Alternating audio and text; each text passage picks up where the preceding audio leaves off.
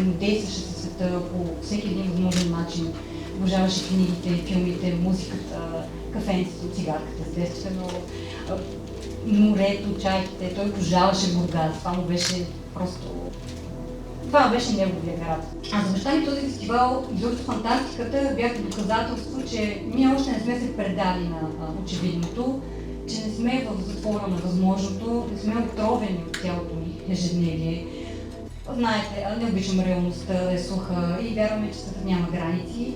Той изключително много обожаваше младите писатели и изобщо хората дръзнали да се гмурнат в творчеството, да пишат смело и със свободна душа. За него най-ценни бяха пишещите и цветящите хора.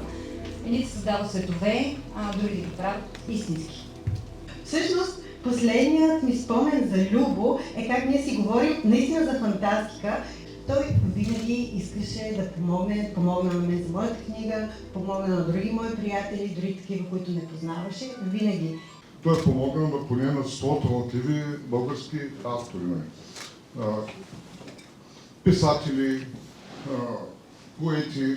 Има поне 50 книги, които лично той е редактирал. Българска фантастика вече има. Има го и фантастичен Бургас, има... Боже мой, тази година имаше няколко фестивала в цяла България, някои от които за първи път, ние вече сме второ издание. Но съм се, че това нещо се случва. Длъжни сме да се забавляваме до смърт.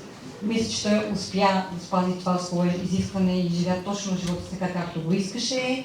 Да му се усмихнем и да продължим да пишем, четем и живеем, да дишаме щастливо в нашите книги и битиета. И нека той да ни гледа отгоре как симпатично оплескваме всичко. И защото когато нещата не са оплескани, те са чистички, стерилни и адски скучни. Много ви благодаря. Отново.